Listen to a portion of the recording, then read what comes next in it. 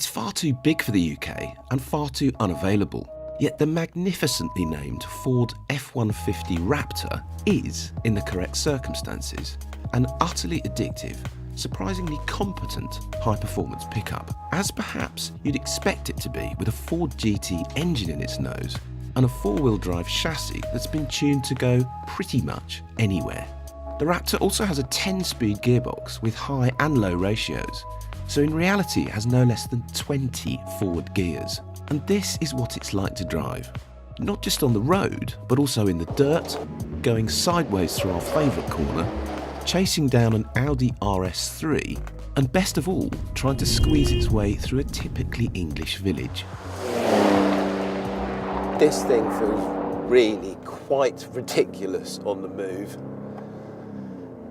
because apart from anything else, it is really quite fast.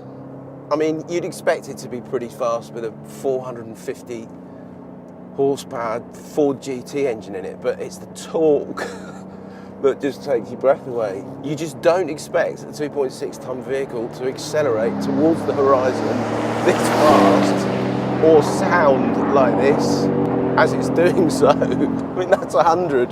There is something deeply fantastic about the Raptor, but there's also something utterly absurd about it too. So, Mr. RS3 has just let rip and I'm on his tail, and at the moment he is not getting anywhere.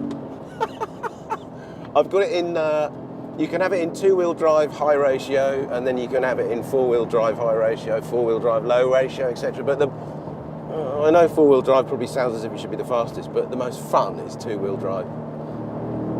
And that Audi is not getting away. Well, it is a little bit, but not by anywhere near as much as that Audi driver thinks it should.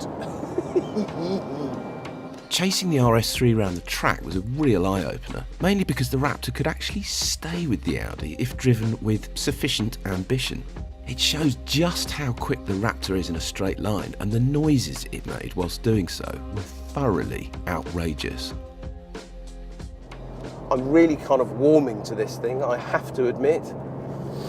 I mean, the steering feels more like a tiller than a steering system, in that, you know, you go like this and it just sways around all over the place. When you turn into a corner, there's this kind of corresponding reaction that takes about 2 seconds to occur at the back of the car. It just kind of feels like it wants to fall over itself. But it does it in a really nice progressive way, so you can actually slide it around. In the dirt, the Raptor is a proper sideways monster if you select rear-wheel drive and then turn the traction control off.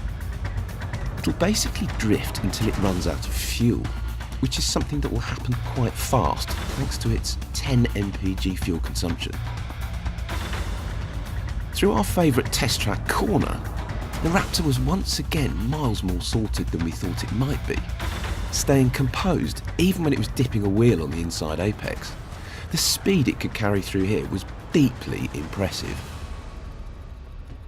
I mean, really the Raptor was built by Ford Performance to be the ultimate off-road weapon that you can buy straight off the shelf. You know, you don't have to start modifying it by putting heavy-duty dampers and springs in it. You can just basically go straight to the Sahara Desert and fly straight across it. So really that's why it was built. So that's fine, but we're not in the Sahara Desert. And I have to admit that here, in the middle of the UK, it does feel a little bit ridiculous. I think we need to go and take it to an English village and see just how ludicrous it is in that background, and just how massive it's gonna look.